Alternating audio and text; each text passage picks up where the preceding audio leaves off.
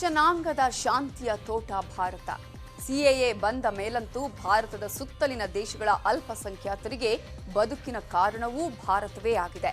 ಆದರೆ ಇದೇ ಭಾರತದಲ್ಲಿ ರಕ್ತ ಹರಿಸಲು, ಪ್ರತ್ಯೇಕತೆಯ ಧ್ವಜ ಹಾರಿಸಲು ಕೆಲ ವಿಷ ಸಂಘಟನೆಗಳ ಯತ್ನವೂ ನಡೆದಿದೆ. ಅಂಥದ್ದೇ ಒಂದು ಘಟನೆಗೆ ಚಂಡೀಗಢ ಕಾರಣವಾಗಿದೆ. ಕೌಮಿ ಇನ್ಸಾಫ್ ಮೋರ್ಚಾದಿಂದ ಹಿಂಸಾಚಾರ.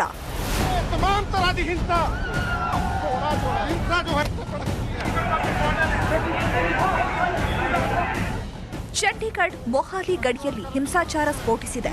ಕೌಮಿ ಇನ್ಸಾಫ್ ಮೋರ್ಚಾದ ಕಿಡಿಗೇಡಿಗಳು ಖಡ್ಗ, ಗನ್ ಹಿಡಿದು ಆಟೋಟೋಪ ನಡೆಸಿದ್ರೆ ಪಂಜಾಬ್ ಪೊಲೀಸರು ಮೂಕ ಪ್ರೇಕ್ಷಕರಂತೆ ನಿಲ್ಲುವಂತಾಗಿತ್ತು.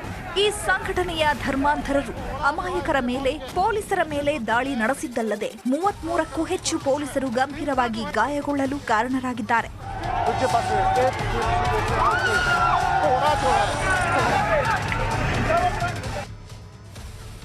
ಖಲಿಸ್ತಾನಕ್ಕೆ ಜೈ ಎನ್ನುತ್ತಾ ದಾಂಧಲೆ.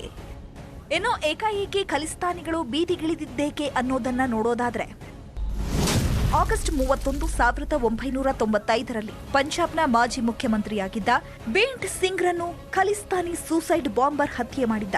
ಈ ಸ್ಫೋಟದಲ್ಲಿ 3 ಕಮಾಂಡರ್ ಸೇರಿದಂತೆ 17 ಜನ ಸಾವನ್ನಪ್ಪಿದ್ರು. ಈ ಹತ್ಯೆಗೆ ಸಂಬಂಧಿಸಿದಂತೆ ಇಂದಿಗೂ ಹಲವು ಅಪರಾಧಿಗಳು ಜೈಲಿನಲ್ಲಿದ್ದಾರೆ.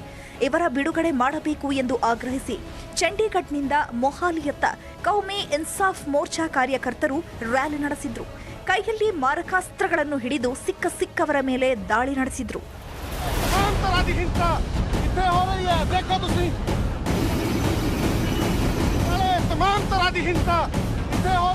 ನಾವು ಪೊಲೀಸರ ವಿರುದ್ಧ ಗೆಲುವು ಸಾಧಿಸಿದ್ದೇವೆ ಅಂತ ಪೊಲೀಸರ ಬಟ್ಟೆ ಕಿತ್ತುಕೊಂಡು ಹಾಕುವುದರ ಮೂಲಕ ಸಾರಿದ ಈ ಕಿಡಿಗೇಡಿಗಳು ಖಲಿಸ್ತಾನದ ಪರ ಘೋಷಣೆ ಕೂಡ ಕೂಗಿದ್ದಾರೆ.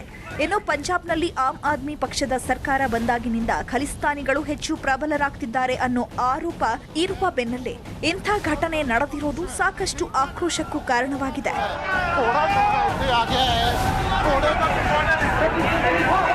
Bureau report, news 18.